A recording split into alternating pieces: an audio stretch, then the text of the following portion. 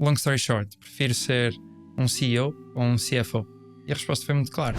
Como é que vocês chegaram a um valor que fazia sentido tanto para a pessoa que comprou como para vocês venderem? Lembro-me exatamente o que é que me fez juntar à Landing Jobs. Aquilo que é o headhunting para posições mesmo executivas. Estamos a falar às vezes de FIIs 30 mil euros. Não é brincadeira. Eu não sou fã de trabalhar mais do que se deve, mas uma coisa é certa, não há shortcuts para o sucesso. E aquilo que eu descobri foi que não havia ninguém realmente a desafiar o LinkedIn nessa parte de professional networking. Imediatamente, nos Estados Unidos, dinheiro hoje não é dinheiro amanhã. Right. Se alguém te oferece, fecha umas condições, tens que garantir que amanhã tens tudo do teu lado que depende de ti para teres o dinheiro na conta no dia a seguir.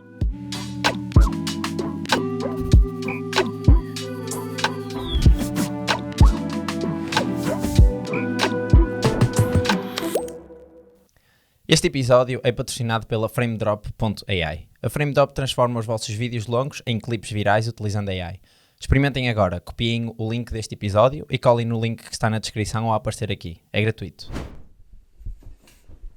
Temos novidades para vocês. Sabes aquela ideia que tinhas na gaveta há muito tempo e que nunca paraste para testar? Pois agora é a tua oportunidade. Vai ser o primeiro Founder Weekend by Founder Tales, no próximo fim de semana, dia 17, 18 e 19 de maio, no escritório da Rose, no Porto. Não é uma conferência, não é uma hackathon, junto o melhor dos dois mundos. Vamos ter speakers, workshops, prémios, um vencedor. Inscrevam-se, as vagas são limitadas, só vamos ter 30 lugares. Mais informações, vejam o site que vai aparecer aqui em baixo, que é founderweekend.foundertales.pt. Bem-vindos a mais um episódio de Founder Tales. Hoje temos connosco o Diogo. Diogo, se calhar vamos começar por... estávamos a pensar sobre isto antes de começarmos e queremos começar de uma maneira diferente, que é pelo início, se calhar, ou seja, de onde é que tu vieste, o que é que tu gostas, o que é que estudaste, esse tipo de coisas. Boa, vamos então começar pelo início. Onde eu nasci no Porto. Eu acho que esse é o início mesmo, né? Não, sou nascido e criado no Porto. Estudei no secundário, porque isto é relevante. Fui para Ciências. Ok. Cheguei ao 11º ano e percebi. Porque eu sempre queria ir para desporto. Sempre gostei muito de desporto. Queria eventualmente fazer aquele curso específico de educação física. Não sei muito bem como é que se chama. Mas no 11º ano surgiu qualquer coisa dentro de mim que disse, não sei, isto é fixe, mas a minha carreira, acho que quero alguma coisa diferente. E veio o bichinho sempre fui muito bom em matemática, veio o bichinho dos números, comecei a estudar, falar com umas pessoas que tinham feito gestão e disse, isto realmente é muito porreiro. Acabei por fazer uma aventurazinha, um projeto que era Junior Achievement numa cadeira que era a área de projeto. E isso basicamente era criar uma empresa júnior. Basicamente montamos ali uma equipa de 4, 5 pessoas, montamos uma empresa e o objetivo era no final do ano abrir a empresa, vender mesmo produto. Idealmente até nós deveríamos produzir alguma coisa. Não era só não ficava só nas ideias, então? Exatamente, não. Era totalmente end-to-end, ou seja, o objetivo era abrir a empresa, ficticiamente, sim. Fazer um produto, vender e acabar com um resultado líquido positivo. Aí nós fizemos, eu até estava com um grupo um bocadinho, se calhar underrated, mas acabei por adorar o projeto, senti-me completamente um peixinho dentro da água e disse, isto realmente criar empresas... Expressão engraçada, não aguenta mal todo o peixinho fora d'água. Não, mas é dentro isto da água. É o meu ambiente. Foi mesmo o meu ambiente. Mais um tubarão a nadar. Não, estou a brincar. Não, correu muito bem. Nomeadamente, só por perceber a ideia, era ridícula. Nós criamos na altura um tapete de rato multifuncional. Ou seja, a multifuncionalidade era tanto tinha uma parte de calendário, tinha uma parte com os provérbios portugueses, mas também para tirar algumas notas. E fabricamos tudo em casa, completamente artesanal, e vendemos e fizemos uma feirinha, vendemos 200 e tal, e acabamos a fazer 300 euros, qualquer coisa assim de lucro. Isto realmente ficou gostinho. Então fiz a transição de ciências para economia, para ciências socioeconómicas, acho que é assim que se chama, não é? Sim. E depois entrei na FEP. O objetivo era ir para a economia, portanto fiz FEP. Vocês fizeram FEP, não é? Sim. Somos os dois ali ao lado, engenheiros. né? Exato. Mas eu sempre soube que queria realmente ir para a gestão. A economia foi para ter uma abrangência de conceitos Ok. e depois acabei por ir a Lisboa a fazer o Master in Management à Nova Uhum. para começar a minha aventura dentro da gestão. O que é que eu gosto? Então, muito à volta de empresas, gosto muito de desporto, como também já disse. Um, Essencialmente, gosto muito de pensar a longo prazo Ok. e estou muito comprometido com a minha missão, bem lá ao fundo da jornada. Mas tu, quando tiraste o curso, foste para gestão, pá, isto é que é fixe, eu quero estar aqui dentro das empresas e ver as contas e etc.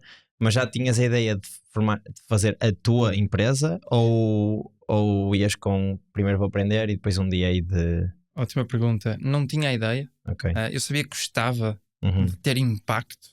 Portanto, para mim era muito importante sentir que estava a fazer algo que contribuísse, adicionasse valor. E eu, quando comecei a economia, era mesmo para ter um bocadinho hard skill e depois em management para aprofundar, para ser um bocadinho generalista, para conseguir entregar, ser capaz de entregar valor. E o racional foi simples. Eu usei uma framework muito simples para mim, porque eu estava muito dividido entre ir para management na altura ou ir para finance. Uhum. Quando fiz o mestrado, e assim, long story short, prefiro ser um CEO ou um CFO?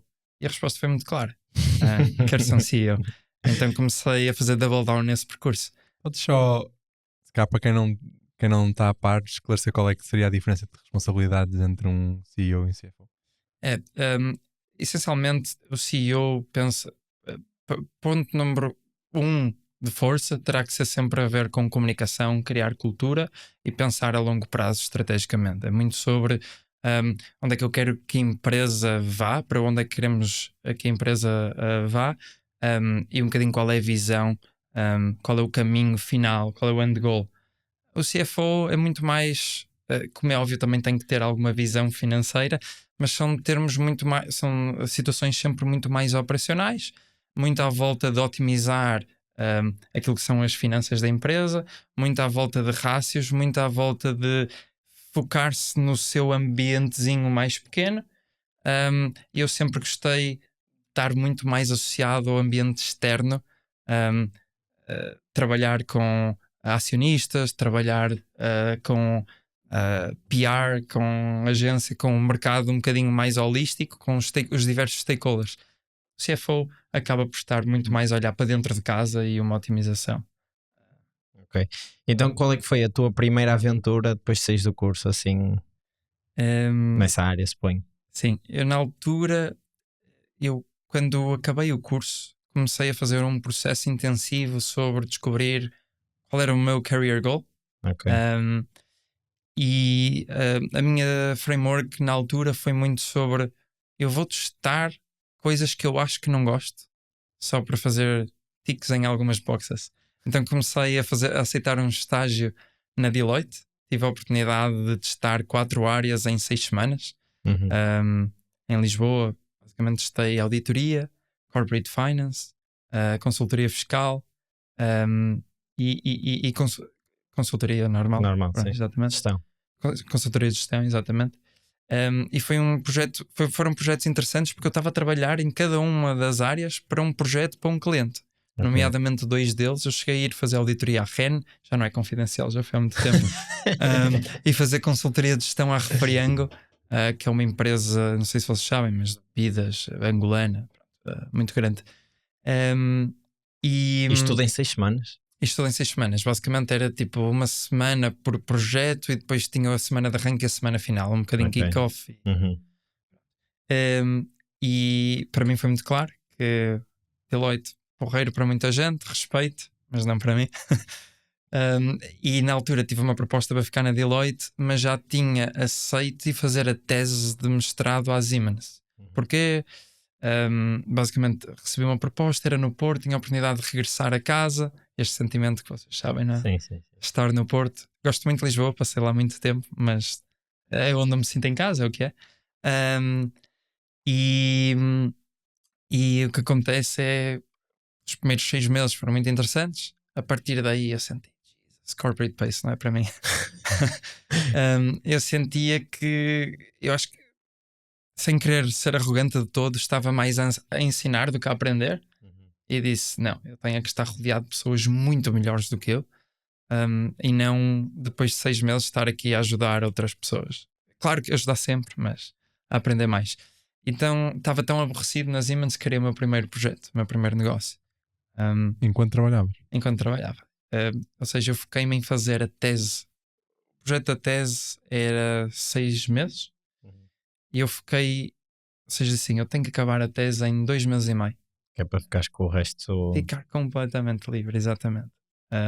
Eu tinha um dia híbrido com as Siemens onde eu estava 30% do meu tempo a fazer a tese e 70% a trabalhar para as Siemens. E depois, primeiro, fiquei com 30% a mais, mas acabei por alocá-lo ao trabalho, mas depois senti bastante aborrecido. Então, em Moonlighting, a seguir ao trabalho, comecei alguma coisa mais desafiante. Não dava a dar. E que foi? Então, criamos um e-commerce de produtos regionais portugueses. Que é o Sabor é Nostrum. Exatamente, Sabor é Nostra. Acabamos por vender 3 anos mais tarde. Foi uma experiência incrível. E acho que foi super incrível porque a forma como o fizemos é hilarious, completamente. Porque na altura precisava de montar uma equipa. O que é que eu fiz? Fui buscar as pessoas com quem melhor me dava e respeitava com alguma complementariedade entre FEP e Nova. E precisava ali de umas pessoas um bocadinho mais para a área de operações. Fui buscar a FEUB naquele curso de gestão industrial. Mas conhecias as pessoas? Tudo, network direta. Okay. Sou um fã de no arranque ires buscar pessoas que conheces, que sabes que vai dar boa química, que vai correr bem. Então parecíamos uma organização júnior a fazer uma empresa real e fazendo erro após erro. Mas porquê que foram para produtos regionais? É uma coisa que tens alguma ligação com esse tipo de produto? É uma ótima pergunta. Então, na altura, o meu pai também se juntou ao projeto. Ele tinha, para além de muito conhecimento, muita paixão por esta questão dos produtos regionais, e do meu lado havia a questão do e-commerce, digital, e de fazer algo que fosse mais interessante. Então juntamos um bocadinho estas duas e saiu a Sabor é Nostra, essencialmente. Que produtos é que vocês vendiam? Olha, tudo que possas pensar que é produto português regional, nós até acabamos por criar a nossa própria marca, mas desde queijos, compotas, vinhos. E vendiam só em Portugal ou para fora? Então, Portugal primariamente de arranque, um bocadinho para testar conceito e afins, mas depois as grandes ordens vinham todos naquilo que era o mercado da saudade, que chamávamos assim. Para ir para a França, para a Suíça, mesmo com portes absurdos, as pessoas estavam disponíveis a pagar. É surreal, só para ter uma boa alheirazinha em casa. Eu entendo, e daí fizemos um bocadinho de double down nesse canal, porque encontramos esse sweet spot a nível do mercado de saudade. E como é que vocês começaram? Isto foi em que ano, só para encontrar? 2014. Ok, em 2014 foi mais ou menos quando arrancaram. 2015 foi quando arrancaram. Exatamente. Como é que vocês... ou seja, estes produtos, vocês funcionavam como um marketplace? Vocês tinham stock dos produtos e iam revendendo? Então, no arranque, aquilo que fizemos é mapeamos todos os fornecedores regionais, biológicos, aqueles que não estavam no supermercado. O nosso também objetivo era dar um bocadinho a oportunidade a pequenos produtores de ter um bocadinho mais visibilidade. Vocês sabem, não é? Supermercados e grandes cadeias rebentam as margens todas, não é? Então esse aí é um bocadinho o nosso propósito. Fizemos basicamente muitas visitas de campo, principalmente produtores na região de Trás-os-Montes, e depois selecionávamos 3 ou 4, nunca confiar num ou 2 para não ficar muito dependentes. E montamos um Shopify-zito e trabalhávamos dessa forma. Tínhamos algum stock mesmo. Trabalhámos com 2 armazéns e em função disso shipávamos através de transportadores normais. Né? E em termos de marketing, qual é que foi a estratégia que vocês adotaram para chegar tanto à malta cá como ao mercado da saudade? Olha, inicialmente algumas coisas que não funcionaram. Fazer feirinhas foi o maior flop da história. Aprendizagem, nós tentamos fazer alguns canais de distribuição antes de focar mesmo no e-commerce, onde realmente depois tivemos algum sucesso, mas as feirinhas achámos que podíamos dar muito a conhecer o nosso produto e afins, mas não havia propriamente diferenciação. Por muito que as pessoas provassem e gostassem, depois acabava por não conseguir ser Uhum. suficientemente diferenciador para a pessoa voltar, para ir ao e-commerce e comprar. Portanto, aquilo que acabamos por fazer foi muito trabalhar marketing digital puro e duro, um, muito targetizado, com malta a falar português fora. Foi onde encontramos os melhores resultados. Ok, muito Pois fixe. que aí sim há um grande fator de diferenciação que é o facto de serem um e-commerce. É Né? isso. As pessoas não podem ir ao continente. Não vão à lojinha Ao e continente possível não, porque lá nem sequer há nem há continente, não continente, é? isso, mas é há mercearia, Pois. mas lá nem a mercearia Claro. regional Tinha haveria, estes não é? produtos. Sim. Nós depois acabamos por ter uma mercearia regional também física, Em que em sítios? Esposende, na verdade, Ok. só em Esposende, Ah. e até depois evoluímos aquilo para restauração, ou seja, a ideia era tu ias lá, gostavas do produto e depois levavas para casa, ou seja, era um bocadinho mais a extensão. Quase como o restaurante ser um demo Isso house. mesmo, é isso mesmo, Engraçado. é isso mesmo, é isso mesmo. Então, e o que é que aprendeste na Sabor Nostrum de um ponto de vista que pudesses extrapolar para os outros negócios e outras empresas onde foste trabalhando? Que carga é que tinhas lá? Se calhar antes de responderes a Eu, esta. eu, ba- o meu pai ficou como CEO, eu fiquei como COO. Eu basicamente eu fiquei responsável por toda a estratégia de empresa e a operação da empresa, mas na verdade, e o meu pai era um bocadinho a pessoa física a lidar com fornecedores e afins. Na verdade, apesar dos roles oficiais, Sim. eu tinha o role de CEO e ele COO, mas obviamente, sendo eu também muito novo, achamos que para o mercado saía Dava muito mais melhor assim. credibilidade, É claro. isso. É isso. E a nível de aprendizagens, eu gosto muito de partilhar as coisas que não correram super bem ou coisas que não fazia de novo. Primeiro, montamos uma equipa extremamente grande, éramos para aí 15 pessoas, precisávamos de 3 ou 4. 15 pessoas para um e-commerce. É isso. Uau. E porque eu acho que Como vinhamos. dinheiro, desculpa, como é que Como? a pagar salário a toda a gente? Não, toda a gente, ou seja, pois esse é um ponto válido. Não pagávamos salário no arranque. O que fizemos foi tornamos. Então, eu convenci estas pessoas que tinham todas as ambições de melhorar, crescer rápido, a olhar para este projeto como um clubezinho da faculdade, em Ok. que tu estás a trabalhar para crescer e não para seres remunerado. As pessoas trabalhavam pelo desafio e pela aprendizagem, e acho que toda a gente comprou um bocadinho a visão. Eu digo, tinha 0 salário também, não era eu. Sim. Só o meu pai, na verdade, é que acabava no início por ter salário. Depois a coisa foi evoluindo, fomos tendo empregados mais à frente, mas eu até nessa fase já estava mais afastado. Aquilo que fizemos foi montamos uma equipa com o objetivo de num ano, 1 ano e 2 meses, qualquer coisa assim, nós atingirmos um break-even e um momento onde a empresa estivesse tipo lançada. E na verdade conseguimos. Então o que fizemos foi simulamos departamentos reais, não é? Desde estratégia, operações, marketing, toda a gente tinha os seus roles muito, muito específicos, Ok. mas foi extremamente complexo a nível de comunicação. Tivemos até trocar algumas pessoas, porque obviamente depois não estás a receber Motivação, a motivação, os incentivos não estão 100% alinhados. Então tiveram algumas coisas giras dessa natureza. E eu acho isto giro partilhar, porque de alguma forma uma grande aprendizagem para mim é as pessoas, principalmente em early stages da sua carreira e quando são ambiciosas, estão disponíveis ou estão à procura de algo muito maior do que o salário. E isso é a aprendizagem, a vontade de ter impacto. E foi isso que eu sinto que tive e que consegui oferecer às pessoas. Depois desse 1 ano e 2 meses, essencialmente, entramos num novo período onde a empresa tinha que ser um bocadinho autossustentável e gerida. Aí, primariamente, pelo meu pai, eu ajudava fora de horas. Aí, na verdade, eu comecei em Moonlighting, mas quando saí da Siemens, dei 6 meses mais ou menos full time. É isso, para fazer o sprint final. E depois voltei a Moonlighting, e a empresa foi ganhando o seu curso, já estava tipo, bem aliada, até chegar um comprador brasileiro e acabamos por vender, que foi um no-brainer. E portanto, aprendizagens de um ponto de vista positivo, até saber como motivar alguém. Mas ao mesmo tempo também ter cuidado, porque mais dimensão é mais complexidade sempre. Comunicação, de gerir sentimentos, gerir relações, isso nunca é super vantajoso. E depois um outro, se calhar também para avançarmos tópico, Claro. assim no back of my mind, nós temos muitos erros a nível de canais de distribuição. Tentamos várias coisas ao mesmo tempo. Tentamos o e-commerce, tentamos as tais feirinhas, que tinham ali um propósito de marketing, mas tentamos cabazes para empresas. Chegamos a fazer um deal fixe com a Porta Editora, fizemos para 15k de uma vez, e cabazes é sempre bom, porque tu tens a receita antes de fazer sequer compras, não precisas de inventário, risco zero. Ao mesmo tempo é desfoca.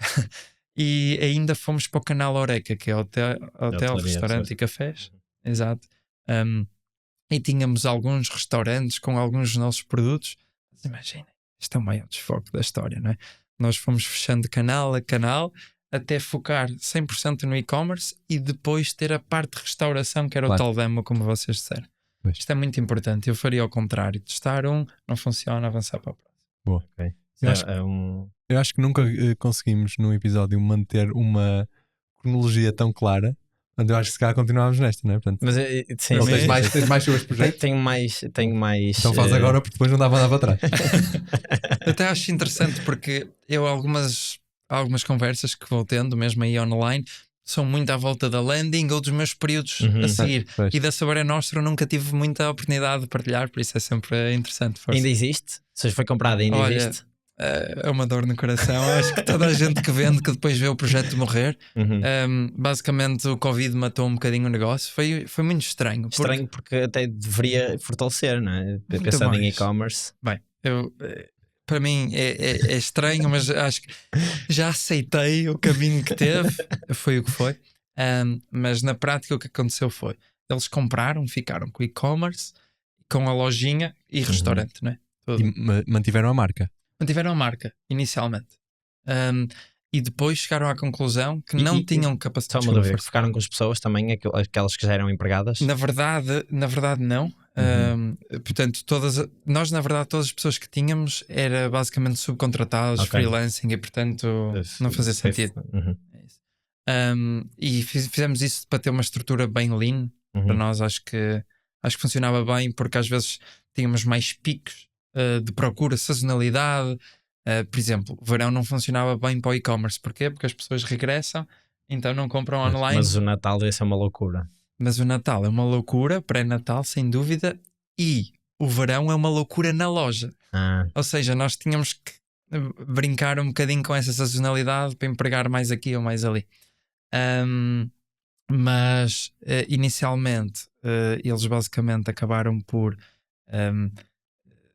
matar o e-commerce. Acho que chegaram à conclusão que não tinham as skills e talvez perdeu-se algum conhecimento. Não estavam a ter, dito por eles, custos demasiado elevados no shipping, e acho que houve problemas alfandegários com uma order para a Suíça, então mataram aquilo. Desperdício. mas eles mantiveram a vossa operação cá.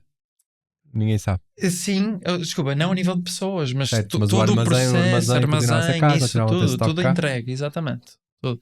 Mesmo inventário, tudo passado, né? Certo. Mas a questão é, acho que é a prova de que os processos desenhados não entregam valor. Uma coisa é os processos desenhados, outra coisa é a execução dos mesmos, né?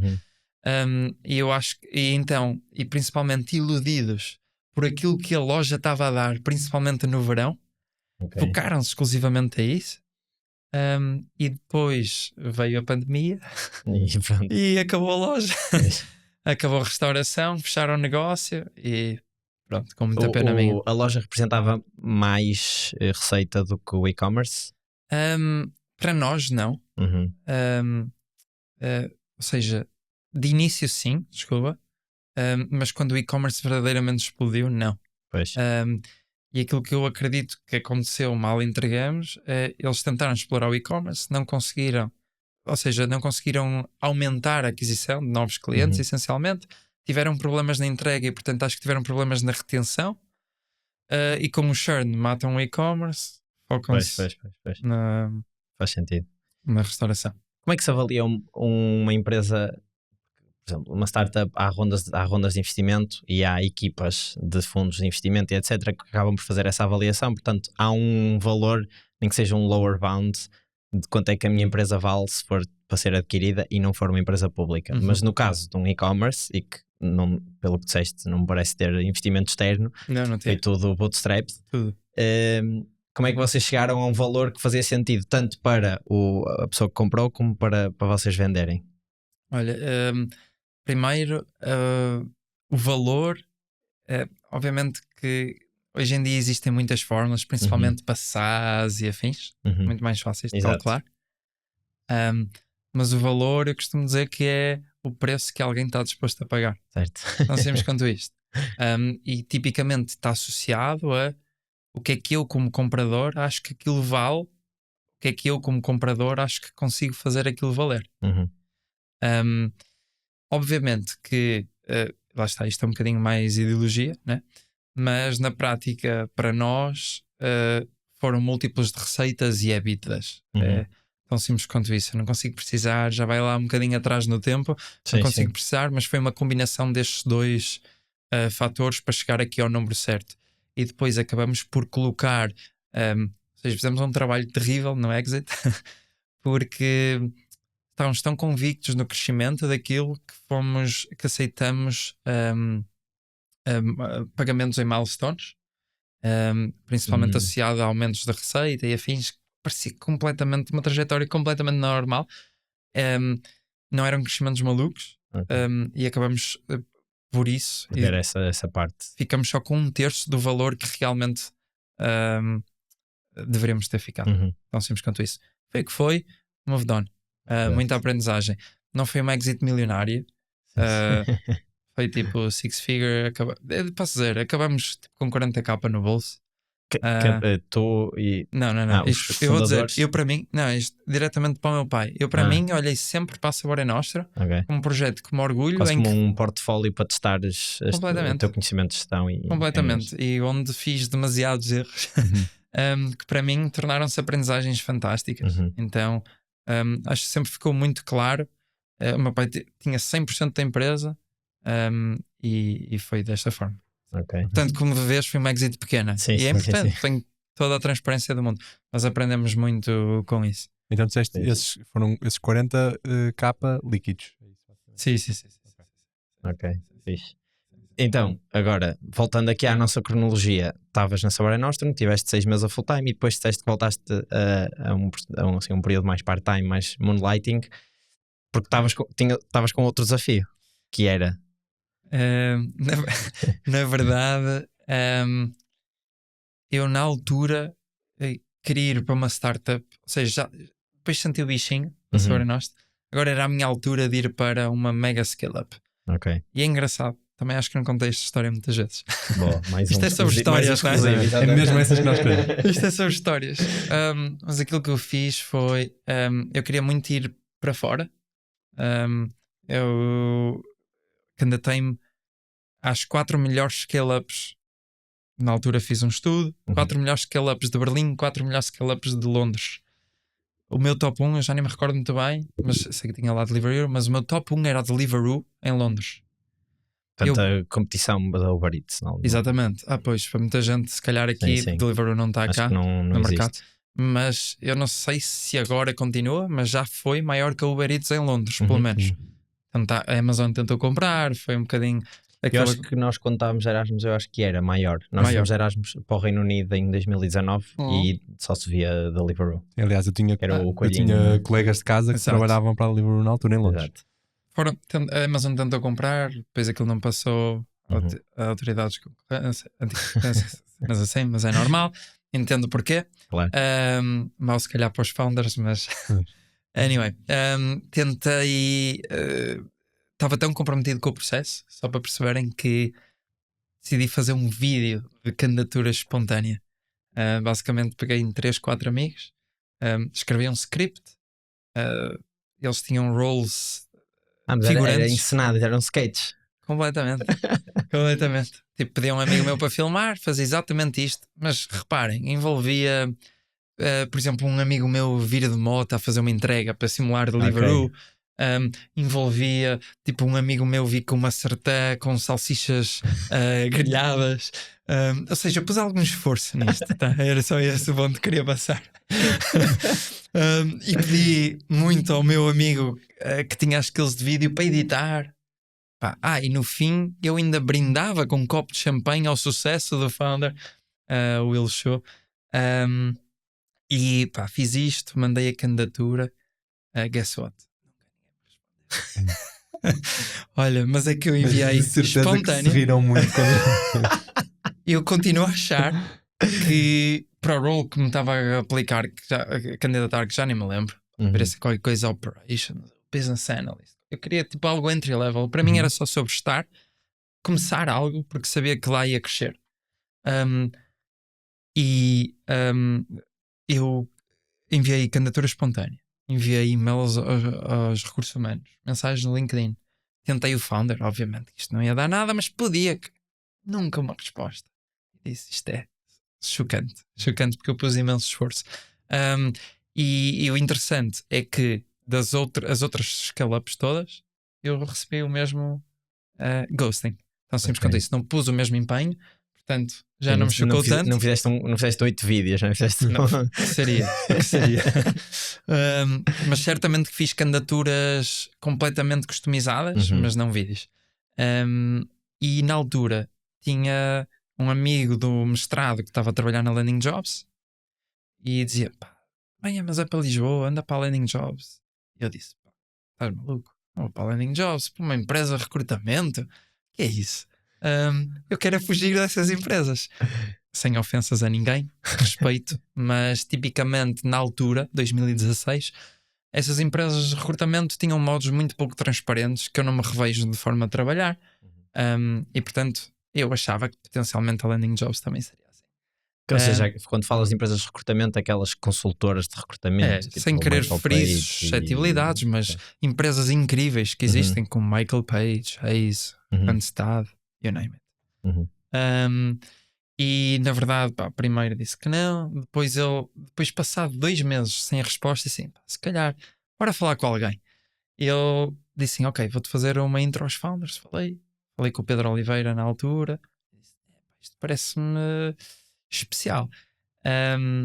Lembro-me exatamente o que é que me fez juntar à Landing Jobs. Isto se calhar mais uma história exclusiva. Estava na Sabaré Nostra, né? Okay. E nós basicamente entramos num concurso da Sonai Sierra, que era para ter aquelas lojas pop-ups nos centros, nos corredores do shopping. Exatamente. Okay. Basicamente, eram centenas de projetos e eles selecionavam o top 15 para ir a Lisboa fazer um pitch ao bordo da Sonai Sierra. E guess what? Fomos selecionados. Ficamos nos top 15. Acho que também derivado do nosso portfólio de produtos, derivado também dos nossos resultados, que foi um dos principais critérios. Acabamos por ser selecionados e eu fui sozinho a Lisboa e falo com o Pedro assim, por acaso vou ter que ir a Lisboa fazer um pitch disto. Se quiseres, ou se achares que faz sentido, fazemos um trial. Fico aí, trabalho 2 a 3 dias e vemos como é que corre para os 2 lados. Foi assim, tipo, do nada. Então, um trial de emprego. um trial. Mas honestamente, eu não tinha a certeza, não é? Mas para eles era melhor, não é? Sim, Ou seja, claro. completamente de borla, nada pago. Eu venho da Siemens, um bocadinho, lá está, agora nós que não é comparável, mas venho da Siemens.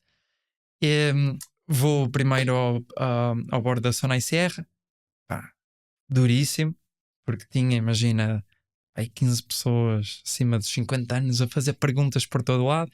Acabamos por não ser selecionados porque depois acho que era top 3 ou top 5, mas foi uma ótima experiência para mim pessoalmente. Claro. E depois fiquei em Lisboa, fiz 3 dias na landing e disse: uau, startup, isto é fixe, bebem cerveja, joga-se matrecos, mas mais do que isso, a malta consegue trabalhar e ser muito próxima uma das outras e parece um clima aqui único. Mais do que isso, também entendi que a Landing Jobs era de longe um player muito diferente, com uma ambição, outras que tinhas falado. Exatamente, com uma ambição até de corrigir essa falha de mercado das empresas mais tradicionais. Eu disse, viemos a trabalhar aqui. Chegou a sexta-feira, na altura o CEO José Paiva veio falar comigo e disse, temos uma proposta para ti. Eu vou ser muito transparente sobre isto, que é, eu aceitei a proposta e mais uma vez para provar, Diogo, a questão do salário, que não é sobre salário, e deixo esta minha mensagem para quem ouvir, que é, eu na Siemens estava a receber já no departamento financeiro 1300 líquidos. E aceitei mudar-me do Porto para Lisboa quando estava nas universidades em casa dos meus pais. 1300 líquidos é fixe no arranque.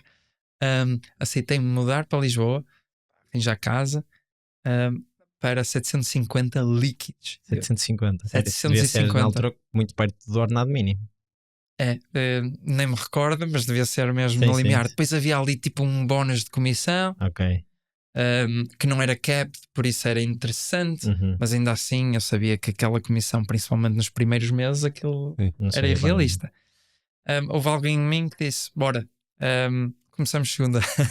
Então, basicamente, as minhas primeiras 3 semanas foram a viver em casas de amigos, uma semana em cada, para não pesar a ninguém, até que arranjei a minha casa e comecei a minha trajetória na Landing Jobs. Estamos a conseguir a cronologia. Exatamente, exatamente. Consegues definir assim a Landing Jobs em 2 ou 3 frases? O que é que eles faziam? O que é Sim.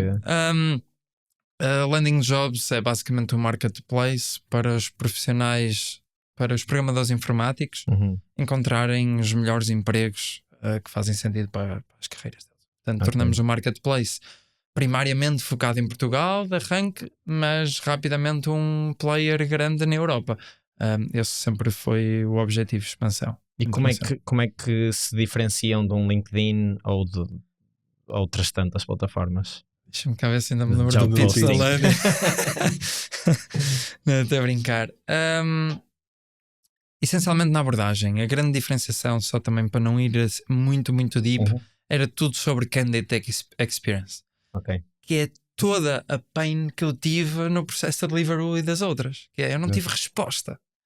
E tudo aquilo que nós prometíamos na landing é que nós iríamos garantir que a pessoa tinha resposta, nem que seja de nós próprios, mas que íamos dar tudo para falar com os employers. Desculpem usar aqui às vezes as palavras. Faz parte. É difícil. Para falar com os empregadores para ter feedback no mínimo espaço possível, não é?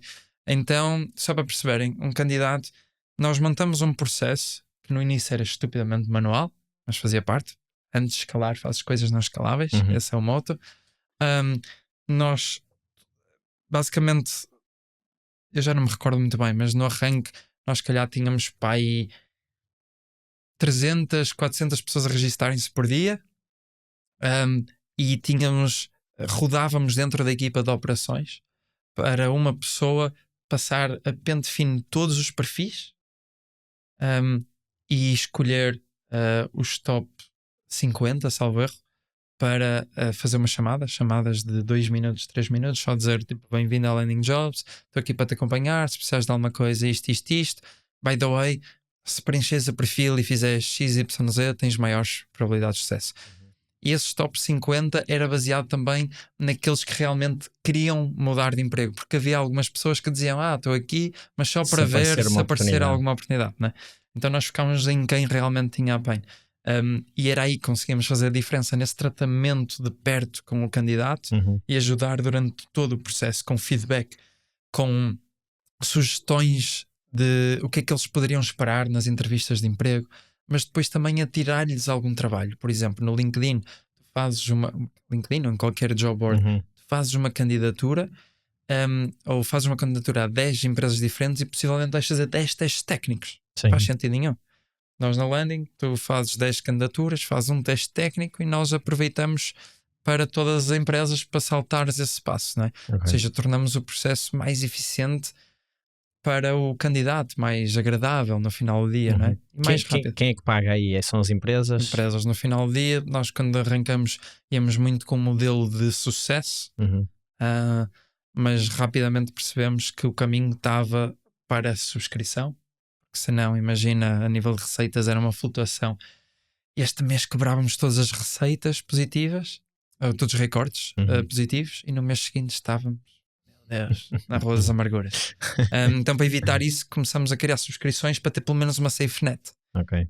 E depois evoluímos para um modelo híbrido, onde tínhamos a safe net, mas também tínhamos success fee, porque quando tínhamos uma success fee, só para perceberem, uma contratação na Alemanha era capaz de nos dar uma success fee de 12 mil euros.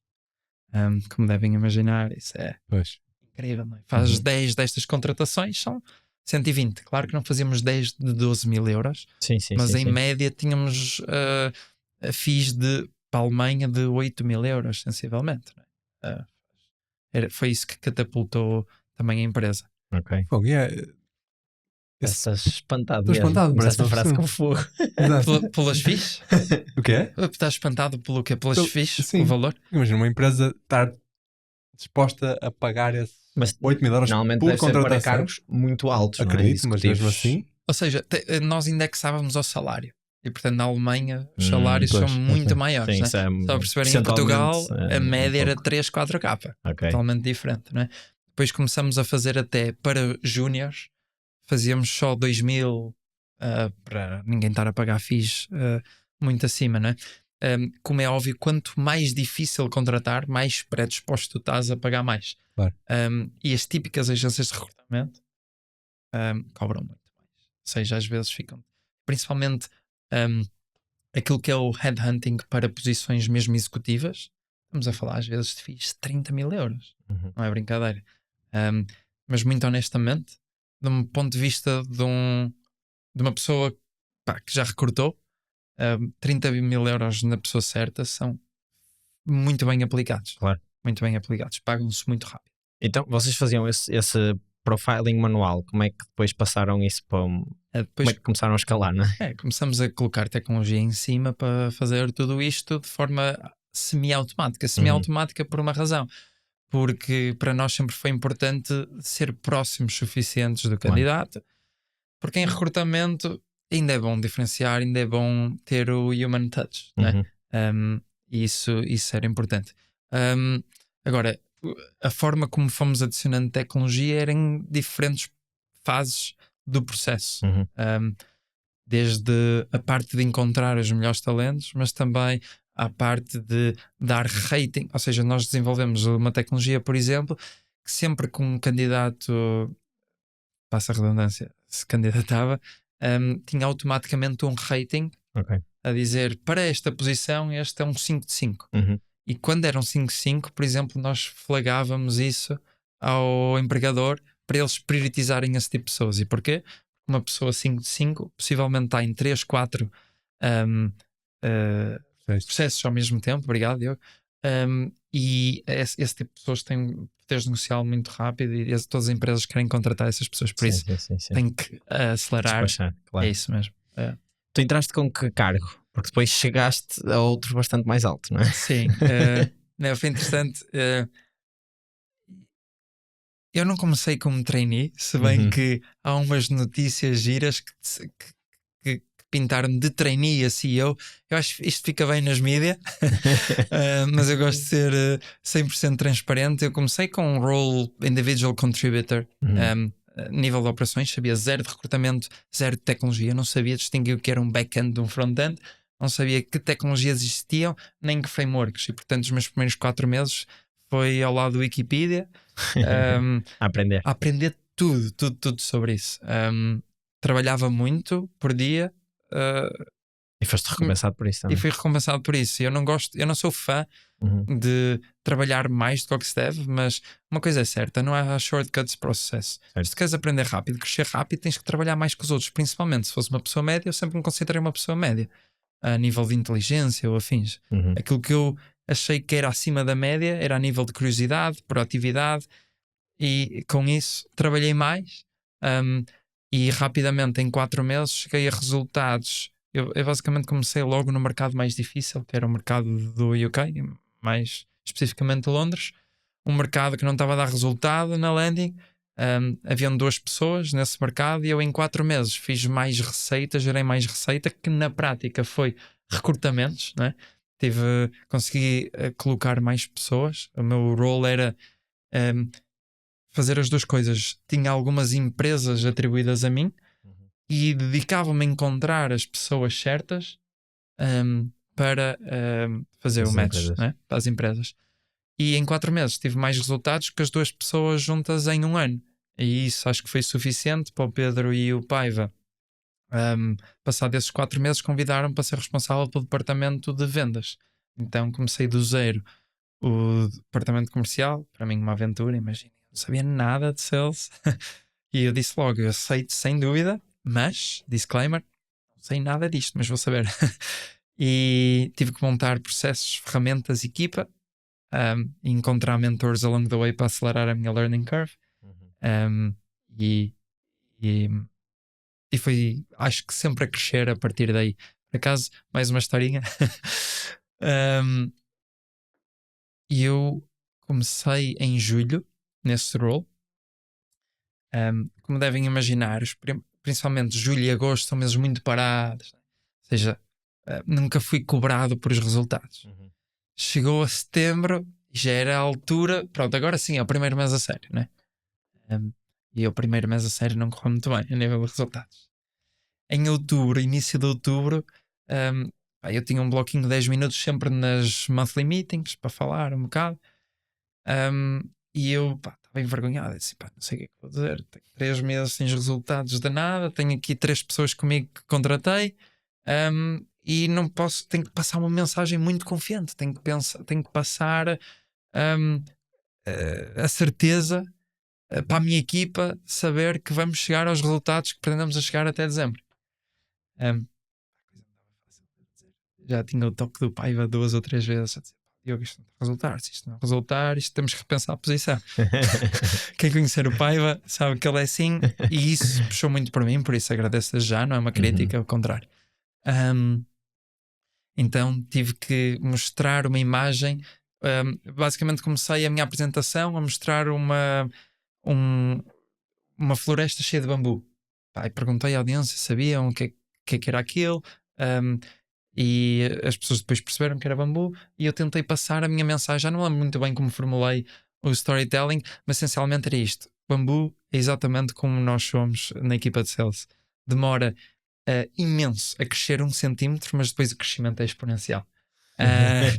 Isso acho que me fez ganhar o mês, e em novembro já tinha uma história totalmente diferente, porque conseguimos chegar aos resultados, aos primeiros resultados tangíveis em outubro. Aí a partir daí foi all the way up. O engraçado é que em dezembro o pai já estava tão contente que para a festa de Natal até me comprou um panda gigante, um panda que ainda hoje continua na Landing Jobs, é quase uma mascote, um panda gigante. E disse sim, Por causa da história por causa do bambu, a dizer, vocês da equipa de sales são a Panda Team, força, parabéns, fizeram um bom resultado. Então acho que correu bem. E depois, como é que foi o processo de chegar a CEO? Nem é tanto como é que foi o processo, porque pronto, as coisas foram acontecendo e se calhar surgiu essa oportunidade. Até é mais, qual é que foi assim a maior responsabilidade?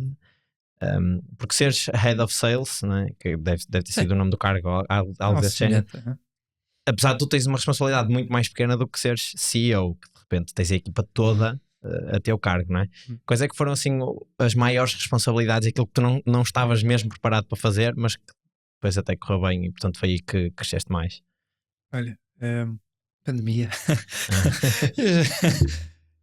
eu quando basicamente é importante, não sei se também muita gente sabe, mas eu ultimamente até já partilhei. Em 2019 eu podemos saltar essa parte, só amanhã é que acabamos, mas eu em Moonlighting tentei outra empresa, porque cheguei a um momento na Landing de 2016 a fim de 2019 onde já estava a sentir que a coisa estava a ir e precisava de algum estímulo mais. Mas só muito rápido, uma linha, o que era?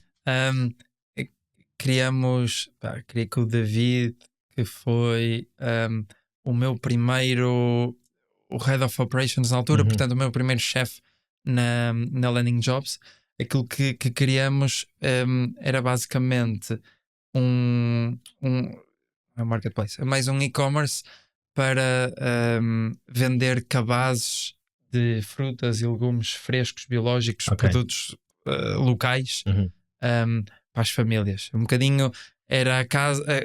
Tentamos fazer algo semelhante à Sabor é Nostro, não é? Mas agora muito mais na ótica dos frescos. Não nada tem a ver com os produtos regionais. Sim, era um bocado da terra à casa das pessoas. Então foi sobre ter os produtores certos, com a mesma missão de dar oportunidade a estes pequenos produtores. Testamos isso. O David estava em Amsterdão, eu estava em Lisboa. e lançamos um negócio no Porto. Eu ia ao Porto todos os fins de semana fazer entregas.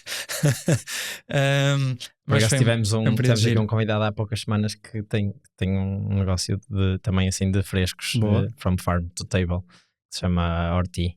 Ok, E acho que está a correr bem, portanto. ótimo. they Isto cracked foi em the code. 2019, Pois, antes da Antes da pandemia. pandemia. Nós paramos. Eu fiz um post há pouco tempo sobre isso, precisamente por timing. Uhum.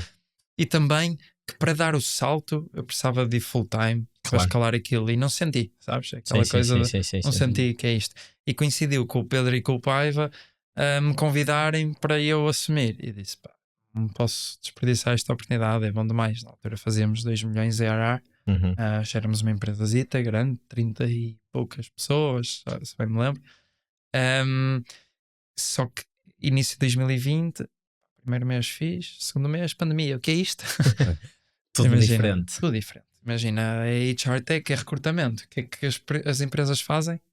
Param os recrutamentos. Claro. Ninguém contrata, querem a despedir, que foi o que Uhum. aconteceu, não é? O que nos valeu foi efetivamente ter as subscrições ao tal SafeNet, mas tivemos que reestruturar a empresa, o negócio, dispensar pessoas que eu acho que algumas delas podíamos ter aguentado um bocadinho mais. Não tivemos essa capacidade de ter convicção que íamos passar a curva do negativo mais rápido. Mas o que é certo, em 6 meses a coisa inverteu e a malta recomeçou a contratar e a contratar e a contratar. Aí começamos a crescer como nunca. Em fim de 2020 já estávamos acima de 2019, apesar de todas as quedas, né? Uhum. Então acho que na verdade esse foi mesmo o meu maior desafio, que é engraçado que me leva, esse desafio em concreto que vivi é onde me traz à Circle e ao problema que estamos a tentar resolver agora. Ok, que é o próximo projeto. Mas antes disso eu tenho mais uma pergunta sobre a Landing Ele não Jobs. deixa avançar, ele não deixa avançar. Eu não preciso avançar, está tudo bem, está tudo bem. Tenho mais uma pergunta sobre a Landing Jobs e sobre teres assumido o cargo de CEO. Tu foste o primeiro CEO a seguir aos founders. E portanto substituíste-os como pessoa que implementa a visão deles. Houve alguma diferença clara entre a visão que tu tinhas e que querias implementar, que vinha de ti, da visão que eles tinham, e portanto tu no fundo eras o tradutor dessas duas coisas que podiam ser muito diferentes? Sem dúvida. Eu acho que para mim em particular a transição acaba por ser mais fácil porque já vinha de há 4 anos na empresa.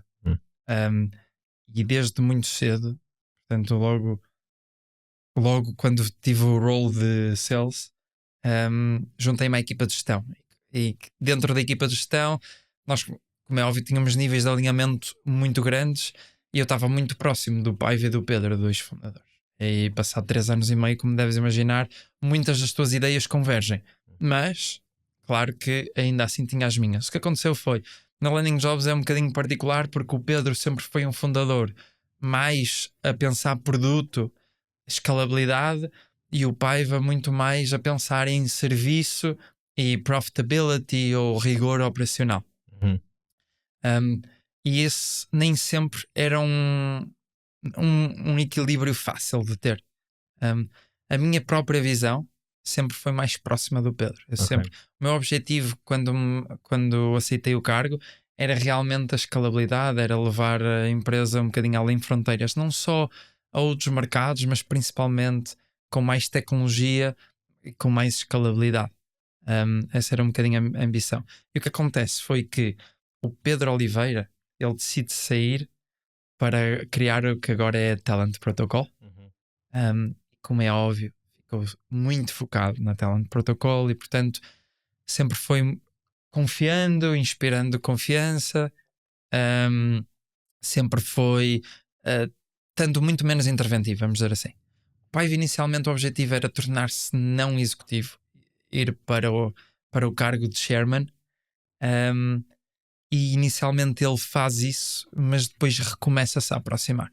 Nomeadamente ele teve um período onde sai da management team e deu um bocadinho a oportunidade para eu criar a management team, para ter uma voz mais ativa, para conseguir trazer as minhas dinâmicas, visões, o meu próprio modelo de governança. Mas a uma certa altura ele decide-se reaproximar, primeiro para observar, mas depois nunca é só observar. E o que acontece é, estando lá ele, não deixa de ser sempre a figura máxima da empresa. E eu próprio acabei muitas vezes a sentir perda de voz ou estar ou limitar a minha própria visão ou ideias, né? E esse realmente eu acho que foi o maior desafio que eu vivi. Ok. E se calhar esta é um bocadinho a minha maior dica, seja para quem quer sair ou para quem será um CEO a seguir a um founder, que é garantir que este processo fica muito bem definido. E os meios termos nunca funcionam. Pois. É confiar ou não confiar. Eles O meio termo não funciona. Não funciona. Para um lado, não é? Não funciona, impossível. E eu vou dizer, eu decidi sair da Landing porque foram 7 anos e os meus últimos meses já não sentia aquele Diogo alegre, cheio de vontade para ir resolver os desafios, estás a ver, com a mesma ambição. E achas que pode ter sido por causa de toda essa dinâmica? Tenho certeza, com todo o respeito, eu estou muito grato a todo o processo. Dei sempre o melhor de mim e tenho a consciência muito tranquila. E é o que eu digo, o Pedro e o Paiva foram das pessoas que mais me ensinaram profissionalmente, por isso estou extremamente grato pela oportunidade, mas tenho certeza que esse foi um fator determinante para afetar a minha motivação, sem dúvida. Claro. E agora sim, que problema é que tu identificaste na Landing e que vais resolver com a Circle? Cronologicamente isto está perfeito. Perfeito isso. Parabéns. Depois podemos falar do futuro, já agora. Então, em 2020, como estava a dizer, eu vivi o período mais desafiante na minha era profissional, porque basicamente era um evento novo. Não havia livros, não havia pesquisas no Google que te dessem a resposta àquilo que tu não sabias. E aquilo que eu tentei fazer foi conectar-me com outros profissionais, outros CEOs que eventualmente estivessem a viver exatamente os mesmos desafios que eu. Fiz, imaginem o quê? Usar o LinkedIn. Toda a gente tenta, não é? E eu devo dizer que foi talvez o processo mais frustrante da minha vida, e digo-vos porque é muito simples.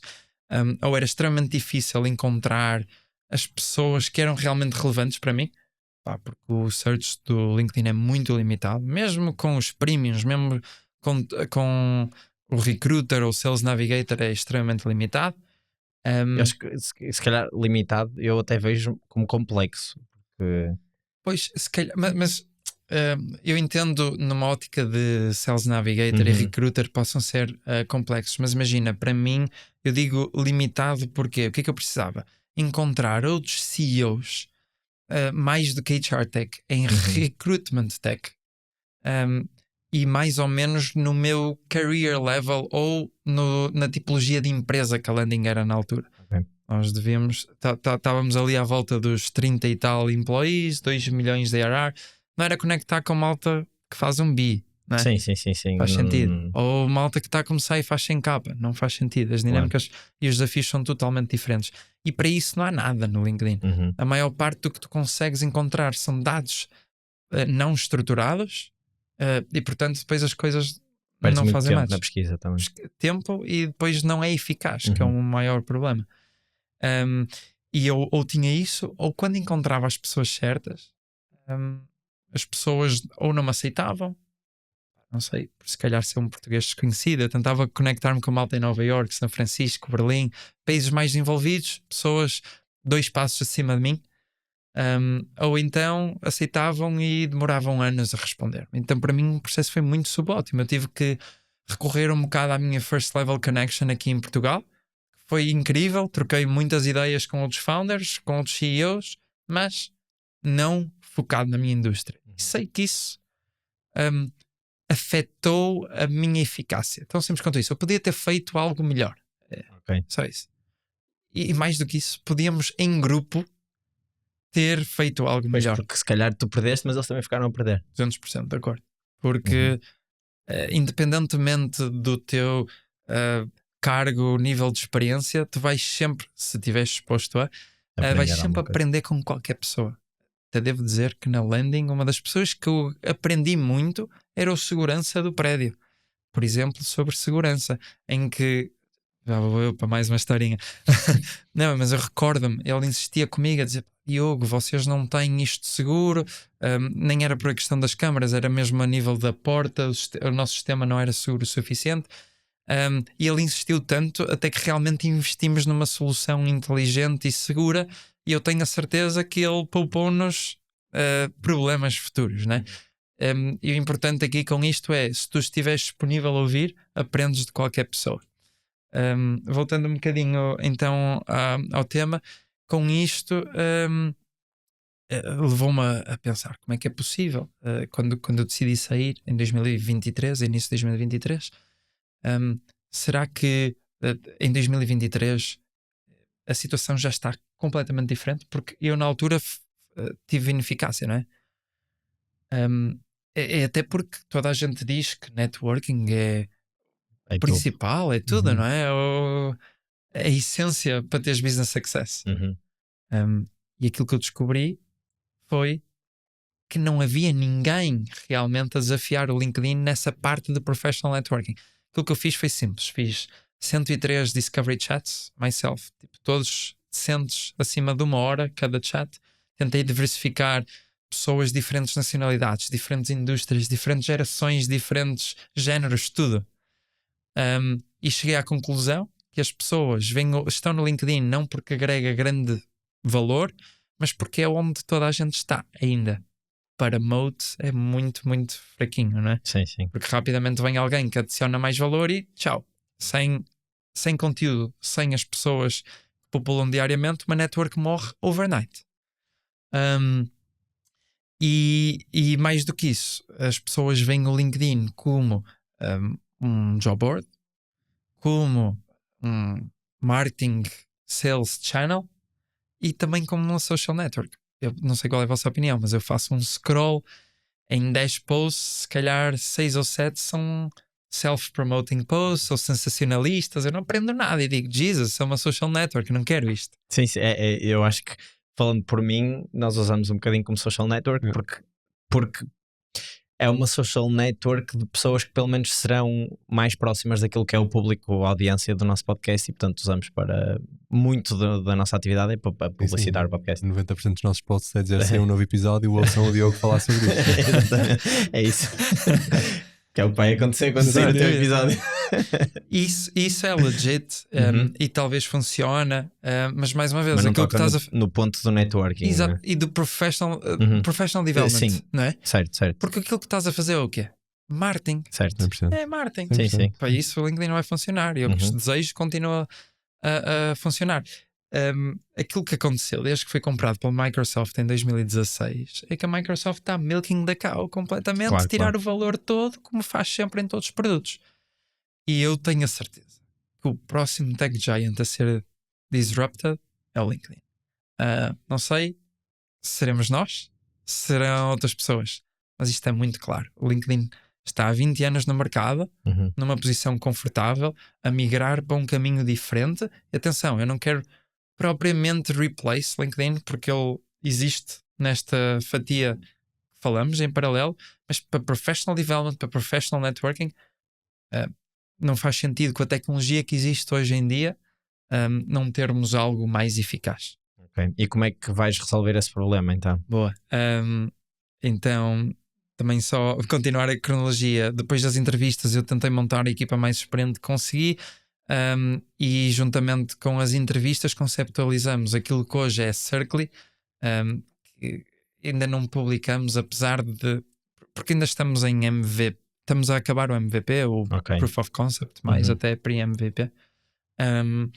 Mas na verdade conceptualizamos uma plataforma que utiliza inteligência artificial para automaticamente conectar-te com as pessoas que são relevantes do ponto de vista profissional. Ou seja, para tangibilizar a coisa, imaginem, no momento que fazes sign-up, és automaticamente conectado a pessoas que são relevantes do ponto de vista profissional. Ou seja, vamos pegar em atributos profissionais como o teu role, como o teu nível de experiência, a tua indústria, as tuas competências, os teus interesses, e com isso conectar-te junto de pessoas anywhere in the world. Não é só a network da Nova e da FEP, como eu tinha, é qualquer pessoa do outro lado do mundo. Mas para além desse passo, que é logo, se calhar, no sign-up, que outras coisas é que têm que acrescentem mais valor do que esse match automático? Porque eu estou a perguntar isto porque eu consigo imaginar que o LinkedIn tem informação suficiente sobre os perfis para criar algo semelhante, e também tem, pronto, LinkedIn, Microsoft, OpenAI, ou seja, pode haver ali algumas sinergias para eles também terem um match automático com AI. Para além do match, o que é que depois vocês vão oferecer ou oferecem? Já te respondo a essa última pergunta, mas o LinkedIn não o pode fazer porque vai canibalizar os seus produtos. Pensa, o LinkedIn monetiza como? Limitando acesso. Tudo. Eu, por exemplo, pago o premium para conseguir ter mais searches. Porque Certo. o LinkedIn ganha com isso. Neste momento, o modelo todo de negócio está à volta de limitar e forçar-te a comprar serviços para veres mais. Ora, o que fazemos é completamente o contrário. Se o LinkedIn decidir, boa perspectiva, se o LinkedIn fizer isto, perde 10 bis de receita. Faz sentido? Nunca. Cash is king. Portanto, nunca terá o incentivo. Ponto número 2. Nós com o LinkedIn estamos provavelmente a competir com um Product Manager. Portanto, o ritmo de adoção, o ritmo de desenvolvimento do LinkedIn vai ser tipo nulo. Quanto muito poderia eventualmente considerar uma aquisição, funcionaria sempre melhor para eles do que propriamente desenvolver em casa. Claro. E o ponto número 3, e não menos importante, falávamos há bocado, da falta de estrutura de dados. A maior parte dos dados do LinkedIn são desestruturados, campos abertos, e obviamente que pode usar a AI para mapear aquilo muito melhor, mas está longe de ser ideal. E ainda assim, o maior desafio do LinkedIn, apesar de não ser público, é ter dados atualizados. E portanto, sem isso, tu não consegues fazer nada. E portanto, não temos medo nenhum que o LinkedIn tente dar passos nesse sentido. Seremos sempre mais rápidos, mais eficazes. Voltando então agora à questão. Para terminares de visualizar, ou seja, no momento a seguir ao sign-up tens logo o valor imediato, e o que vai acontecer é tens conteúdo relevante para ti, sejam notícias, sejam as trends, os eventos que vêm a seguir, que são relevantes para ti, atenção, completamente curados. Mas depois, dentro do feed, aquilo que tens é todo um fórum de discussão, onde vamos assumir que nós os três estamos no mesmo círculo, daí chamar-se Circle, né? Está on brand. E o que vai acontecer é, hoje eu tenho uma dúvida muito concreta, e como nós somos peers, como estamos mais ou menos no nível de experiência, na mesma indústria, no mesmo role, com as mesmas skills, é possível que se calhar tu, Álvaro, já tenhas vivido este desafio e vais-me ajudar, e amanhã és tu com um desafio e o Diogo sabe exatamente a resposta e diz: pá, Álvaro, eu fiz assim e funcionou para mim. E tu dizes: Diogo, isto funciona também. E com isto crescemos todos muito mais rápidos, colaborando. E um bocadinho o secret sauce é que, para alimentar aqui o engagement, o que vai acontecer é, sempre que tu és ajudado, tu dás um badge de reconhecimento que aquela pessoa é boa naquela certain skill. Vamos assumir o nosso caso, pá, eu estou fundraising, imagina, e tu ajudas-me com um tópico de fundraising. A seguir eu digo: o Álvaro é muito bom em fundraising. Depois o Diogo faz exatamente o mesmo, acumulas badges, ao fim de 3, 4 meses tornas-te um expert, um thought leader, uma autoridade no mercado, não porque tu dizes que és bom, que é o que acontece no LinkedIn e nos teus websites, né? Mas porque os teus peers te reconhecem, né? E com isso tu aumentas o teu professional brand, aumentas o teu market value. Aumentando o teu market value, o que é que vai acontecer? Olha, és convidado a podcast tipo isto, recebes propostas de emprego, és aumentado, convites para falar em eventos, ir às mídia, o que for, né? Tudo isso aumenta aquilo que és enquanto profissional. Mas isso pressupõe que os outros players e as outras pessoas que estão no mercado consigam ir à Circle e ver ou confirmar esse professional value, ou então que seja possível extraí-lo para fora da Circle, né? O objetivo é que tu depois vais utilizar o teu perfil quase como um verified showcase, Okay. é um CV, É isso, exatamente. Okay. Pronto, toda a gente consegue ver e dizer: pá, Álvaro é bom nisto, naquilo, Diogo é bom naquilo e naquilo outro, né? E com isso será muito mais vantajoso, e nós acreditamos que isso será muito mais relevante do que eu escrever o meu próprio CV a nível daquilo que eu sou bom em skills, né? E o bom é que nós vamos colar esta funcionalidade que é única no mercado com o nosso sistema de monetização, que é tu depois de te tornares um expert, qual é o caminho óbvio a seguir? Começas a criar alguma coisa, conteúdo, não é? Se calhar Medium, Substack, fazes um podcast e tipicamente nós queremos ser o Patreon ou OnlyFans ou Medium ou Substack, mas para Professional Development Content, ou seja, os experts, os thought leaders começam a criar conteúdo pago, têm uma rede de subscritores, talvez peers, talvez pessoas mais novas que querem chegar ao mesmo career level que aquela pessoa está e começam a monetizar também com isso. É uma nova forma, se calhar para... será uma evolução para aquilo que hoje é o mentorship e a consultoria mais... one-on-one. Exatamente. Ok. Esse ângulo é engraçado da monetização, quase que em vez de serem só os artistas, entre aspas, a terem direito a Patreons, terem Isso. os profissionais também. E é focado aí. E desculpa só para dizer que força. mais do que tu teres só o teu conteúdo, é basicamente tens a tua comunidade. Aquilo que vamos permitir é, por exemplo, fazeres Q&As só para a tua comunidade. Lives Q&As, não é? Ou fazeres outro tipo de eventos, ou mesmo conteúdo 100% focado para eles. Ou então sessões one-on-one. Estamos a dizer, ou seja, pagas X por mês, tens direito a uma sessão one-on-one por mês. Whatever, não é? É todo este caminho que queremos dar ao modelo. Também vejo aí outra oportunidade, não sei se já pensaram nisso, mas acho que era engraçado, que é, vocês vão ter isso, eu não sei como é que é o modo de partilha, mas se o modo de partilha for texto, portanto eu coloco a minha questão no círculo e depois alguém vem e complementa, vocês vão ter habilidades muito ricos de professionals que depois podem usar ou para vender, ou para treinar modelos, ou etc. Que têm muito valor porque foram gerados por pessoas que já de si têm muito valor. Não sei se é uma coisa que já pensaram. Mas a minha pergunta é um bocado antes desta, que é, tu disseste há bocadinho que estavas a construir MVP ou Proof of Concept. Certo. Qual é que foi... Vocês têm um target, portanto um desenho na cabeça bem estruturado, que é quando tivermos estas features todas lançamos, tem um prazo e é o que tiver naquele prazo. Como é que tu definiste qual é que é o limite para fazerem o primeiro lançamento? Porque depois é muito fácil entrar nisto, só mais isto. Isto não funciona sem isto. Sim, para nós foi muito claro. Nós sabemos qual eram as funcionalidades mínimas para irmos live e testar. E para nós tem que ser sobre isolar, entregar a proposta de valor core.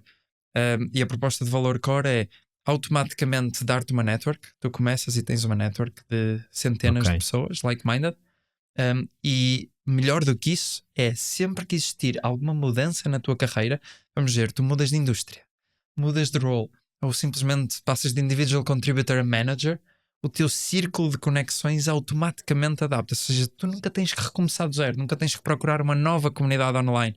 Não, tu tens sempre ali a circle que dinamicamente adapta-se à tua nova realidade.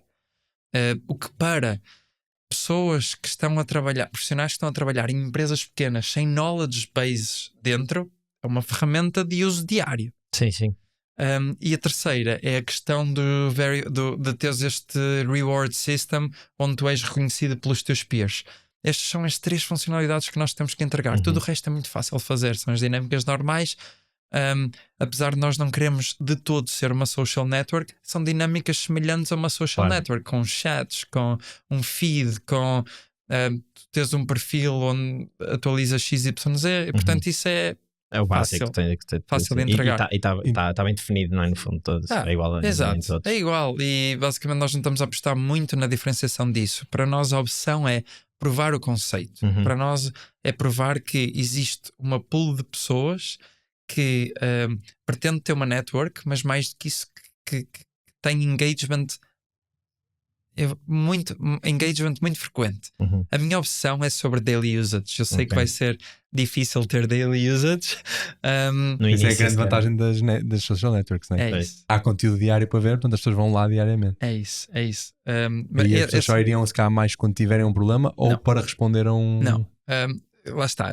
A tal minha opção faz com que eu primariamente me foque no facto de tu começas o teu dia de trabalho E como abres o teu Slack ou o teu Discord ou onde tenhas o Teams, onde tenhas a tua comunicação interna, tu também abres a Circle, que é onde tu podes recorrer a pessoas. Mas porquê que tu também abres logo de arranque? Porque vai-te permitir logo ver as notícias relevantes para ti diárias, para tu estás sempre up to date. E começas o teu dia assim. Estás sempre um passo à frente. Se estiveres em performance marketing, vais ver mudanças de algoritmia. Se estás em SEO, o Google mudou os campos para XYZ. Então estás sempre one step ahead. Essa é um bocadinho a nossa ambição. O que queremos fazer. Ok. Do ponto de vista de rede social, há muito. Eu posto conteúdo lá todos os dias, por exemplo, não é? Eu vou postando conteúdo. Aqui o conteúdo vai ser puramente instrutivo, ou seja, no sentido em que tu só podes colocar questões ou só podes colocar respostas às questões, ou vão abrir e depois aquilo eventualmente vai ganhar dinâmicas de rede social. Então, boa questão. Nunca vai ganhar dinâmicas de rede social porque o que afeta é qualidade, tipicamente é o excesso de volume. Ok. Deixa-me explicar-te só, dar um passo atrás de como estamos a montar o conceito para perceberes que nunca vai ter excesso de volume. Um círculo é sobre limitação ou, digamos, um match entre estes diferentes atributos que eu, para recordar, role, a indústria, o experience level, as skills e interests que vamos adicionar à frente. Mas significa que, de arranque, o nosso primeiro círculo, nós, quando formos live com o Proof of Concept, vamos ter invite only. Há alguma estimativa e ter só um close beta para deixarmos aqui um um desenho? Sim, eu acredito que entre maio e junho, Ok. para não me comprometer, eu tipicamente sou sempre otimista, portanto, junho eu acredito que tenhamos alguma coisa na rua. Mas ainda assim será um close beta.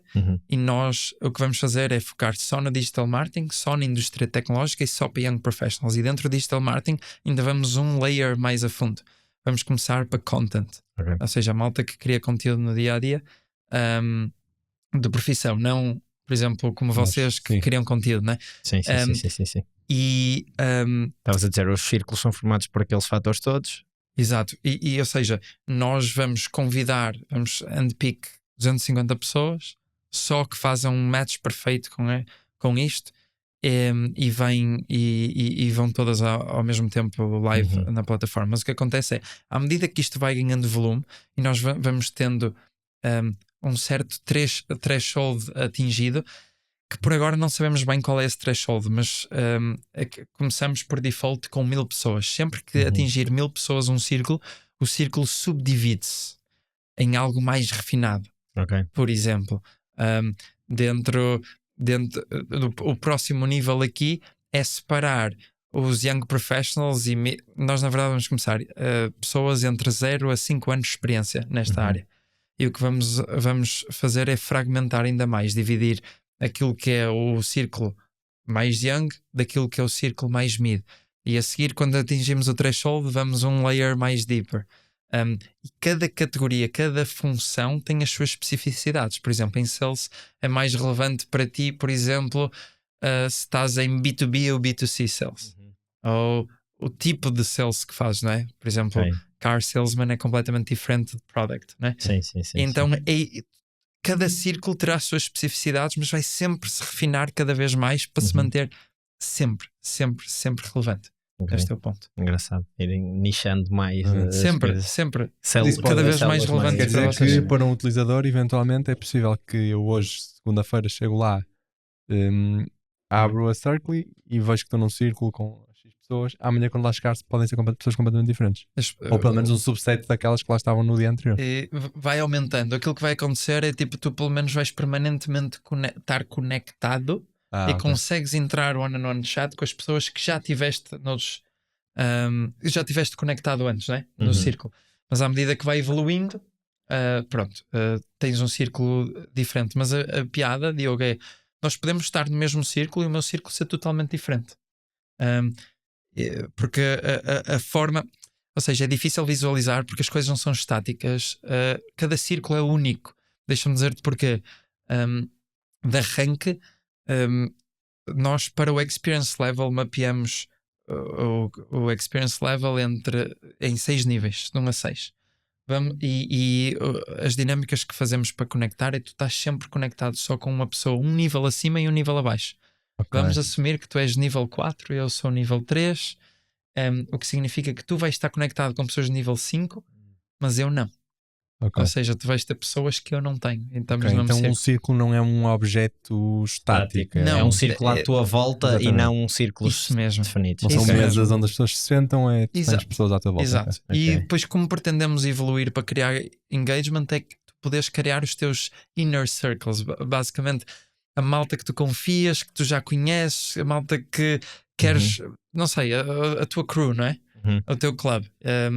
E isso, como é óbvio, são funcionalidades pagas e afins, mas onde tu podes brincar a ter o teu grupo mais específico.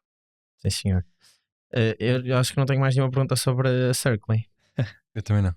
Ok, então acho que podemos só passar para um último tópico que é tu és um grande fã de ciclismo. Só. Este já não foi cronológico. Mas, olha que mas se calhar, exato. Quase. Acho que é quase. Porque o ciclismo é recente para mim. E contaram-nos aqui que tinhas aí um projeto que Tem. está assim um bocadinho secreto, mas que Na verdade, eu chamo-lhe um bocadinho mais um hobby ou uma side hustle, algo para me manter são.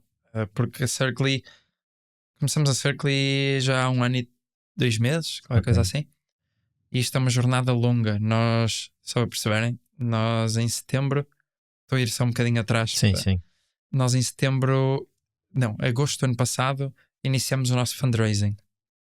E porque temos uma equipa incrível e um projeto super ambicioso com um upside gigante num market size gigante e uma pain muito fácil de reconhecer, nós quisemos levantar em 2023, talvez o pior ano da história, Certo. 1.2 milhões só com um PowerPoint. E eu virtualmente sucedi. E digo só virtualmente porque eu fechei a ronda, mas depois não a concluí. E porquê? O meu primeiro investidor, o lead investor, era americano. Eles iam colocar um ticket de 650k. E na verdade eu depois demorei 6 semanas até encontrar o resto dos investidores. Quando bate à porta, tudo já negociado, concluído, bate à porta para fechar a ronda. Ele diz: Diogo, tive um problema no fundo, uns LPs não transferiram a tranches que deveriam, eu já não tenho dinheiro para investir em vocês e outras 5 startups. E com isto eu perdi o meu lead investor, era mais ou menos novembro. Eu tinha 3-4 semanas até o mundo parar para o Natal, como devem imaginar, e eu não consegui encontrar um replacement, um outro lead investor. E portanto, aquilo que fizemos, isto por acaso é interessante, foi uma aprendizagem aqui, deveria ter feito safe, aceito dinheiro imediatamente. Nos Estados Unidos, dinheiro hoje não é dinheiro amanhã. Certo. Se alguém te oferece, fecha umas condições, tens que garantir que amanhã tens tudo do teu lado que depende de ti para teres o dinheiro na conta no dia a seguir. E eu falhei aí e aprendi. Mas isso talvez foi o melhor que nos aconteceu, porque em dezembro dissemos assim: e se avançássemos com o nosso MVP, o nosso POC? E em janeiro começamos ali a mapear e dissemos: se calhar com a tecnologia que existe à data 2, com low code, com open source e afins, nós conseguimos fazer umas coisinhas mais rápido e melhores do que o que nós achávamos. Começamos a brincar e chegamos ali a fins de fevereiro e dissemos: pá, não precisamos de 1.2 milhões para nada. Para chegar às milestones necessárias para levantar uma seed round na América, que é um bocadinho o nosso objetivo. Estou a criar isto agora, mas a ideia é eu e o Marco mudarmos para os Estados Unidos e escalarmos de lá. Só precisamos de 400k. Então agora estou realmente a fechar a ronda. Deve estar muito, muito prestes a estar concluída, mas até ter dinheiro na conta não, Claro, nunca se sabe. nunca se sabe. Mas ainda estamos aqui à procura de 1 ou 2 strategic investors, mesmo angels, com tickets mais pequenos, mas consigam agregar algum valor para fechar a ronda. Mas digo isto porque, como devem imaginar, este processo é cheio de ups and downs. E se não arranjarmos alguma coisa para nos manter mentalmente sãs, Claro, é sim. muito difícil. Eu já pensei 2 ou 3 vezes desistir da Circly, até realmente voltar às minhas roots e perceber: não, isto é uma jornada de resiliência, eu sei perfeitamente o que estamos a fazer, acredito piamente no mercado e na solução, portanto vamos arranjar uma forma. Adaptability, adaptar, ir um bocadinho mais ao lado, fazer um bocadinho de forma diferente, mas até ter a primeira milestone. E o ciclismo aparece também um bocado aí. E aquilo que acabei, basicamente, o ciclismo, comecei por gostar muito de ver ciclismo de estrada, na Eurosport. Algum de vocês gosta de ciclismo? Por Por acaso não acompanho. Ok. Eu também não acompanhava há algum tempo. Pai, comecei a primeira volta a Portugal há 5 anos, depois comecei a ver o Tour de França e depois a ganhar entusiasmo. E percebi que o ciclismo é dos esportes mais táticos que se possa imaginar. Sim, sim. Muito mais Toda a inteligente. gente que eu conheço que é fã de ciclismo diz o mesmo. É portanto. chocante, é chocante. Eu gozava com as pessoas mais velhas que ficavam horas em frente à televisão. Pá, e agora percebo, N vezes estou a trabalhar na altura dos tours e assim, estou só a ouvir os comentários. Pá, não estou a ver 100%, mas estou ali a ouvir e mantém-me engaged. Então o ciclismo apareceu como uma forma de manter vivo. E descobri uma plataforma que se chama Zwift, em que tu fazes ciclismo virtual, ou seja, basicamente simula-te gradientes reais. Estás numa subida, numa descida, estás atrás de um atleta para apanhares o túnel de ar. Ou seja, o jogo já está mesmo muito evoluído. Tem pai 8 anos a plataforma e é market leader. Isso tem que ser feito com uma bicicleta própria. Não, então a bicicleta o que fazes é tiras a roda de trás e colocas num equipamento próprio. É basicamente E que faz essa dificuldade. Exatamente. Basicamente aumenta-te a resistência para simular que estás numa subida, ou se estás numa descida, tira-te resistência, não é? Ok. Portanto, é um sistema smart que te simula isso. E a piada é que tu tens os teus dados, consegues ver a tua evolução, mas melhor do que isto, fazes corridas reais. Então juntei-me inicialmente à maior comunidade de ciclistas portugueses, chamada Tugazé. Nome interessante. Depois comecei a dinamizar algumas das corridas deles. Comecei a gostar mesmo muito do E conceito. foste pelo Rabbit Hole. Fui pelo Rabbit Hole e agora estou a brincar com sócios mais focados nisso. Eu basicamente estou 120% focado na Circle e depois os meus outros 30% focadas neste projeto. E estamos a criar um estúdio 100% focado em ciclismo, que tanto vai dar para aulas de cycling, que são as aulas mais procuradas do ginásio, mas também vai ter este ambiente de comunidade, este ambiente de racing, que também acaba por entrar com o nosso end goal na Circle. E caso aqui porque o nosso objetivo para a Circle é começar a fazer matching a nível profissional, mas quando conseguirmos chegar ao ponto onde já temos network effects bem montados, onde já temos uma fatia grande do mercado profissional, vamos começar a fazer matching de círculos por interesses. Imagina começar a ligar a malta que gosta de ciclismo, não é? Mas depois, quando o grupo é demasiado grande, ir um bocadinho mais específico. Gosta deste tipo de ciclismo, tipo ciclismo de estrada. Ou dentro de ciclismo de estrada é este tipo de pessoa. E criar assim estas comunidades, principalmente num mundo que é mais remoto, não faz sentido estarmos tão limitados pelas fronteiras onde nós estamos, as nossas fronteiras locais. Então, eu acho que mais uma vez os projetos se aproximam. Engraçado. Sim. Muito fixe. Ótimo. Mas para a última pergunta. Vamos. Quando sim. tivermos isto, vão lá experimentar. Sim. E depois, talvez, que vão vocês pelo Rabbit Hole. Exatamente. É possível. Então, a última pergunta é: vamos pedir um conselho que tu gostavas que tivesse sido dado no início da tua carreira e não foi, ou foi e não ouviste. Basicamente, um conselho para jovens empreendedores. Eu acho que uma coisa que eu tenho vindo a falar mais recentemente, porque eu acho que todos somos um bocadinho mais prefados, né? Às vezes é mais sobre o foco, às vezes é mais sobre isto e aquilo. Mas agora, ultimamente, eu tenho insistido com sermos mais intencionais. Aquilo que eu vejo é N pessoas a seguir trends ou a criar coisas sem um objetivo real. Ou às vezes em busca dos objetivos que não fazem muito sentido porque é para agradar alguém e não a eles próprios. E se calhar a melhor forma de explicar isto é falar um bocadinho da minha própria framework. Se ainda tivermos tempo. Sim. Okay. Eu basicamente muito cedo na minha vida cheguei ao meu life purpose. Um, e a forma como eu penso, eu tento pensar sempre a longo prazo, e a forma como eu penso é ter um life purpose que é tipo mais lá à frente possível imaginário, e depois ter goals para o very short term, ou seja, só para o primeiro ano. O que acontece daqui a 2, 3, 4 e 5 não tenho capacidade de prever, não me interessa, é completamente desperdício de energia, na minha perspectiva. O mundo muda muito rápido, então foco-me nestas duas coisas. Mas voltando ao life purpose, que é aqui o meu objetivo, aquilo que eu tentei fazer é conhecer o que é que realmente, porque é que eu estou a existir, porque é que eu estou a trabalhar, qual é o meu objetivo de vida. E devo dizer que demorei 6 a 8 meses, acho que tinha 22 anos, a chegar à minha primeira versão de um life purpose. É algo que eu todos os anos revisito e melhoro de alguma forma, porque tenho mais informação sobre mim e sobre o mundo. Mas só para perceberem, aquilo que eu sei é que eu, como life purpose, eu quero ter a capacidade de resolver desafios muito globalmente impactantes. Não sei se estou a dizer isto muito bem, Sim. mas Claramente escreveste o teu life purpose em Em inglês. inglês.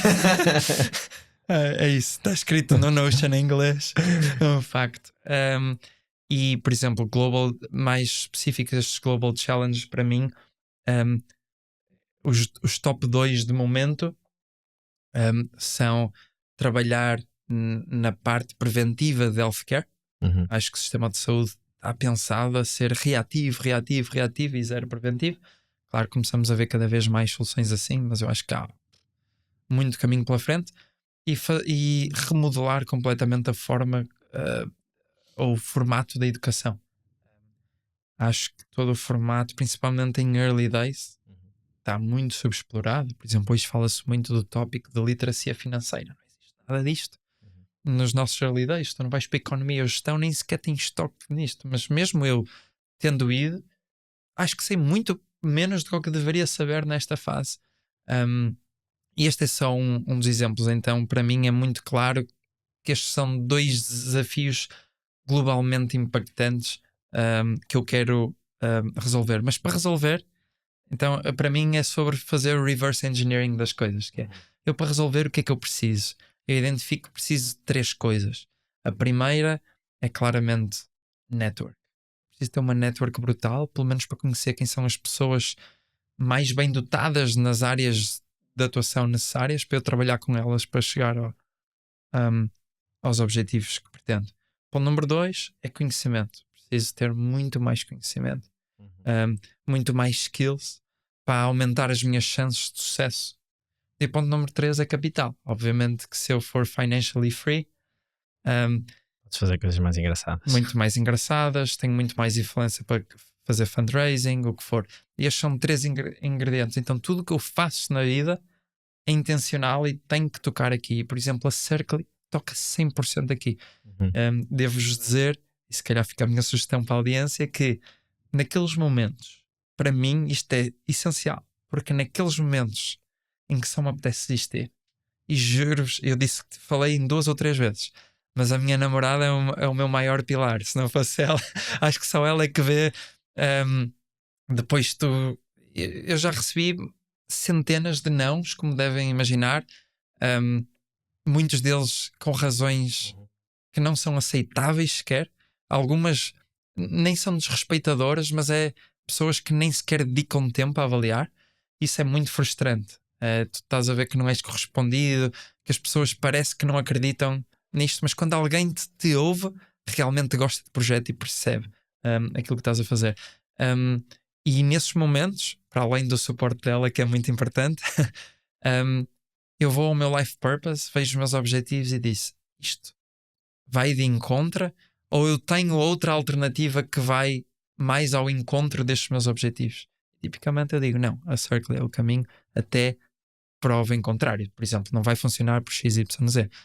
Claro que temos que distinguir resiliência de teimosia, mas ser intencional, acho que É o Conselho. grande conselho que eu deixo para as pessoas. Um bocadinho o CEO da tua vida, não é? Tens essa visão mais estratégica. Acho que é um Eu acho conselho bastante prático. Repara, se eu não consigo ser o CEO da minha própria vida, Sim, como é que vais ser de uma empresa? como é que vou ser de uma empresa, né? Eu acho que já consegui chegar a alguns stages, fases diferentes de empresas, Uhum. levar do 0 ao 1, levar de 1 ao 10. Uhum. Nunca levei uma empresa de 10 ao 100, essa é a minha ambição agora para a Cercly. Mas se eu não conseguir gerir-me a mim, Claro. nunca, não é? Sim. Bastante prático, bastante Sim, diferente ótimo. do que temos Grande recebido. conselho. É isso. Está feito. Diogo, muito obrigado por Obrigado a teres vocês. vindo. Acho que foi muito fixe o episódio. Foi mesmo cronológico este, que não acontece sempre. Já sabem, tem o Patreon para nos apoiar. Pois é, nós temos um Patreon. Se calhar, eventualmente, vamos poder ter um Cercly. Só para professional Só- development. Porque o teu Patreon ainda é associado ao marketing, né? Sim. Temos também a comunidade onde podem interagir com outras pessoas. No fundo, é o nosso pequeno círculozinho. E pronto, é isso. E sigam-nos nas redes sociais, Spotify, YouTube, subscrevam, deixem aí comentários, estrelinhas, gostos, etc. Pá, essas coisas todas. E vemos no próximo episódio. É isso mesmo. Nada a acrescentar. Obrigado.